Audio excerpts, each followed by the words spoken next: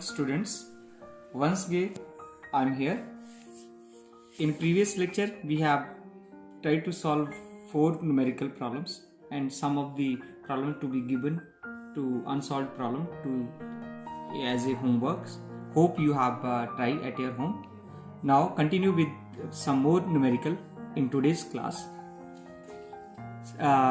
Numericals problem is estimate the useful life of a GM counter operating daily for 3 hours at 2000 counts per minute. The granted count for GM counter are 10 is to power 9 counts. Let's take solution.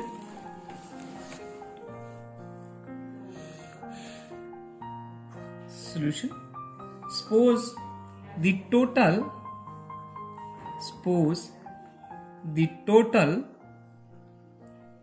useful life is equal to x years. Okay हमें क्या जो चीज निकालनी है, जो चीज counters की life है डेली, वो हमने x years सपोज कर ली है. ठीक है. अब GM counter works only up to time when it records 10 is to power 9 counts. जो डेली टाइम है उसका रिकॉर्ड्स का, वो 10 is to power 9 काउंट्स है. In one day GM counter records total counts while operating for 3 hours per day. 3 hours per day means 2000 into 3 into 60. Okay, let 10 is to power 9 counts are recorded in x year लिया हमने. in x years are, मैं ऐसे भी लिख सकता हूं, in x into 365 days, क्योंकि 1 year में 365 डेज है. तो इन 1 डे काउंटर रिकॉर्ड्स, कितना काउंटर रिकॉर्ड्स कर रहा, ये लिखा भी अभी हमने, 2000 into 3 into 60 counts.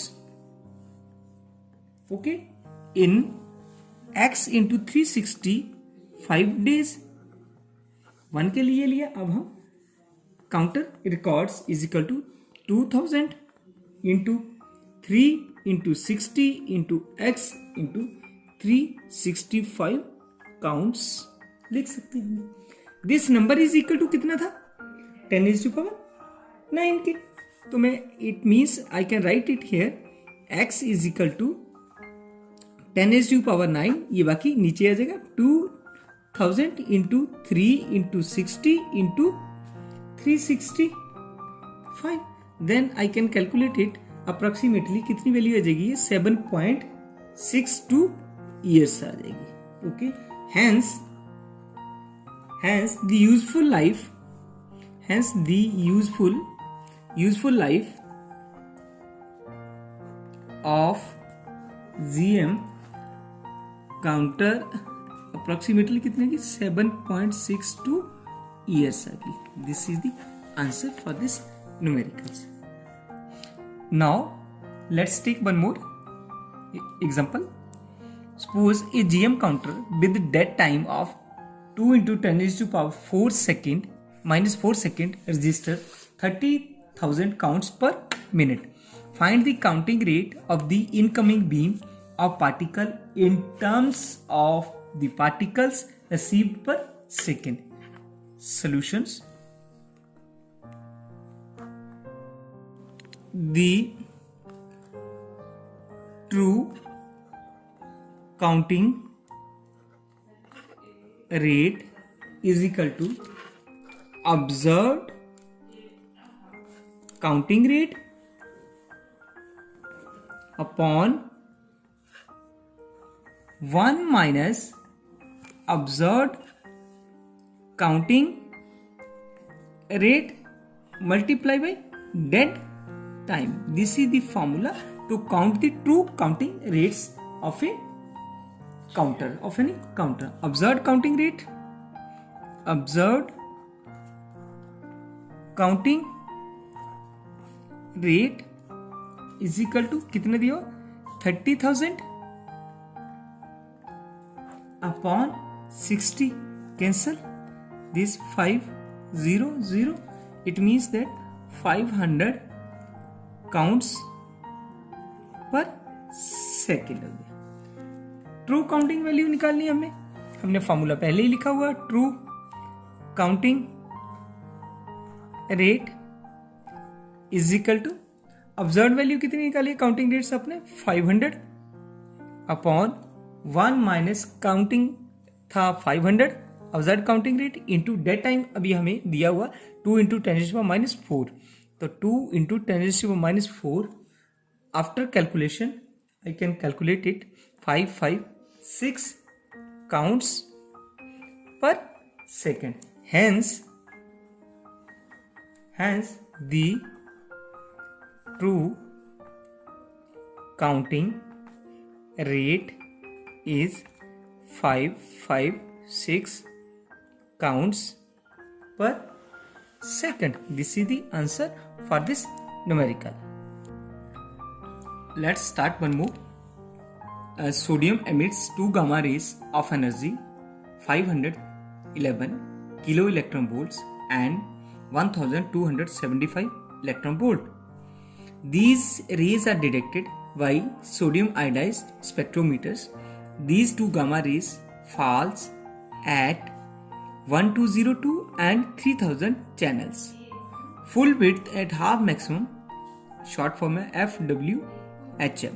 Of these 2 gamma rays are 97 and 82 channel.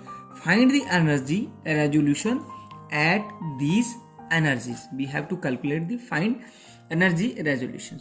So let's start here with solutions.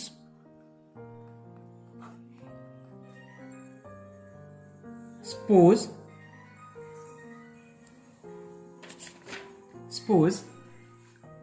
a concept of channel in the gamma ray spectrum.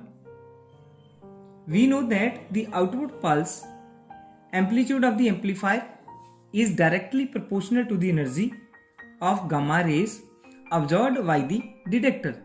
Suppose the maximum amplitude of an amplifier pulse is 8 volt, which is a common case. 8 volt is a common case. This 8 volt is divided into, say, 2048 or 4098 या 8192 8K 2K 4K या 8K equal amplitudes. Each win is called a channel. ये जितने भी मैंने बोला 2048 या 4096 या 8192 ये जितने भी 8 चैनल है 4 चैनल है 2 चैनल्स है ए इक्वल्स टू विन है या इक्वल्स टू इसके एम्पलीट्यूड है. इनको हम लोग इन ईच विन को हम लोग एक चैनल बोलते हैं. ये डेफिनेशन है चैनल की. So the channel number is directly proportional to the energy of the gamma rays absorbed by the detector. For now let's start the numerical problem. For first we calculate for the energy 511 kilo electron volt. So the percentage resolution in terms of channel की बात कर रहा हूं मैं. In terms of channel. Okay इसका formula था full width half maximum upon peak position in channels multiply by 100.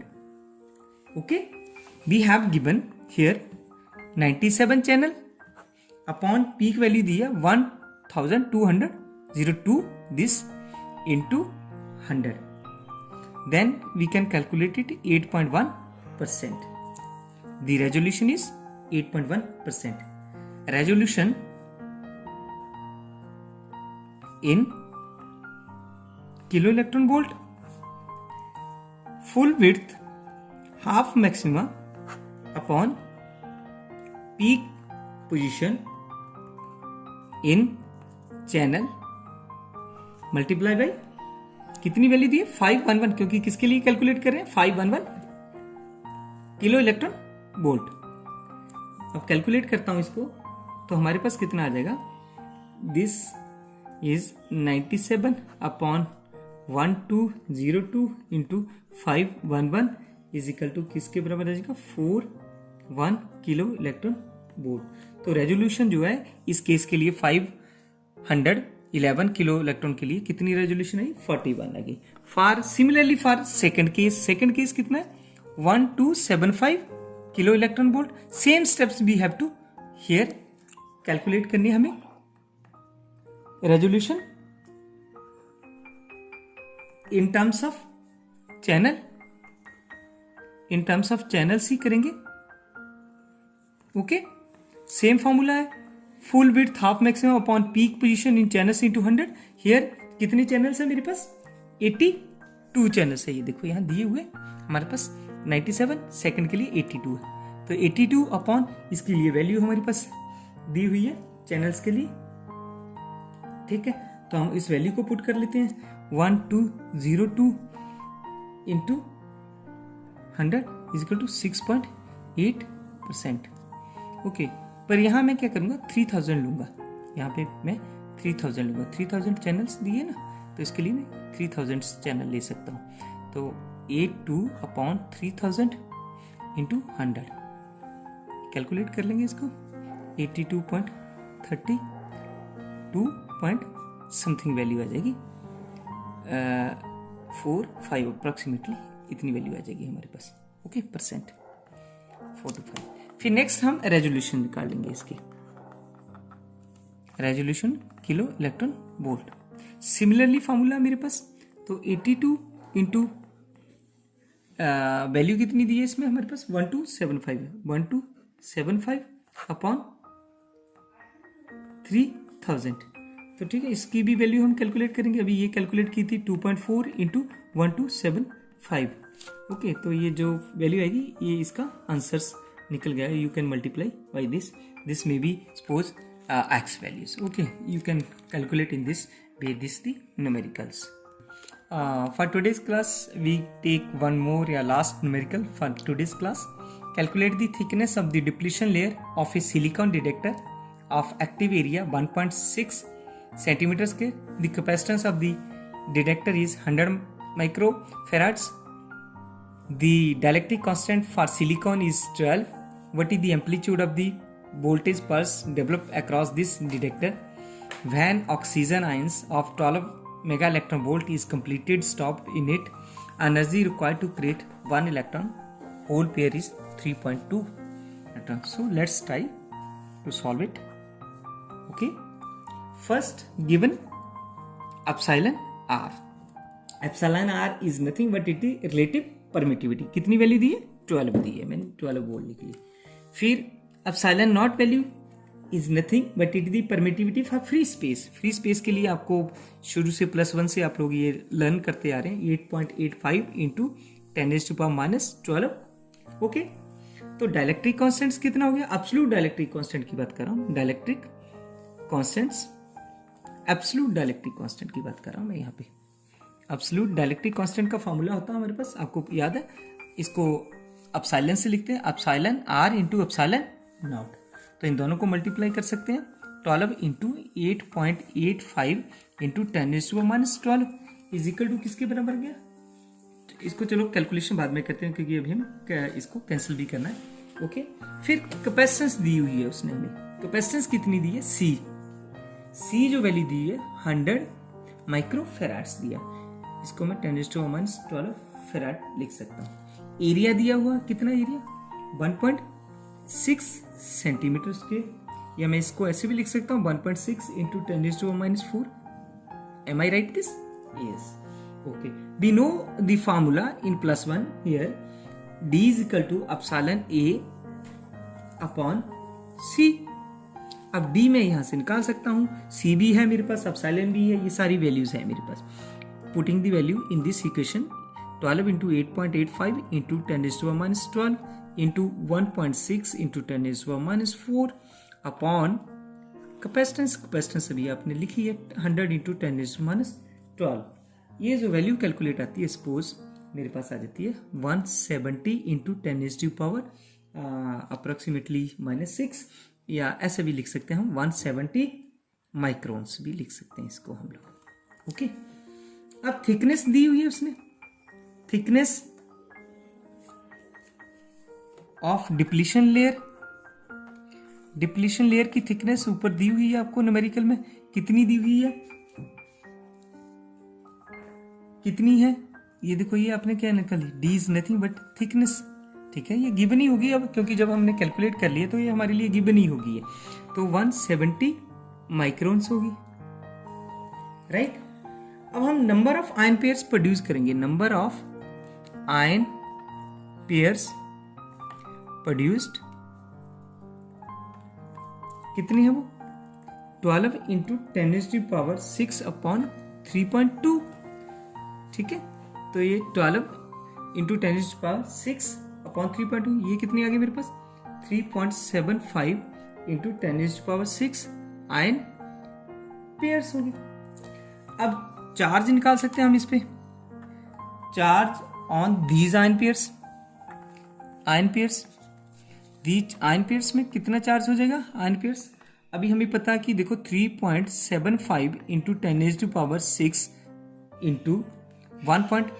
E electronic charge है वो आपको पहले ही पता, 1.602 इंटू 10⁻⁻19, तो ये कैलकुलेट करके आया हमारे पास आ जाता है 6.0075 इंटू 10⁻⁻13 कूलम चार्ज है, क्योंकि चार्ज हमें यूनिट कूलम में होता है, ठीक है। तो वोल्टेज कितना आ जाता है, वोल्टेज अब डेवलप, वोल्टेज हमारे पास फॉर्मूला है 6, चार्ज लिख लिया हमने 6.0075 इंटू 10⁻⁻13 डिवाइड बाई 100 इंटू 10⁻⁻12 यानी कैपेसिटेंस, ठीक है। तो इससे हमारे पास वोल्टेज आ जाएगी 0.00600075 वोल्ट्स, ठीक है। या मैं in other words I can say that the amplitude of the, क्योंकि हमें निकालना क्या था, एम्पलीट्यूड ही निकालना था ना, the amplitude of the voltage pulse is approximately, मैं ऐसे भी लिख सकता हूँ इसको 6.0075 मिली वोल्ट्स। तो this is the solution for this numericals, you can try in this way if this question is asking in the examinations, you can try, but you have to just know about the basic formulas of the dielectric constant, of the thickness, relation with the capacitance and area, which you have done in your +1 classes. Then we know the voltage, how to calculate the voltage when you have given the charge, etc.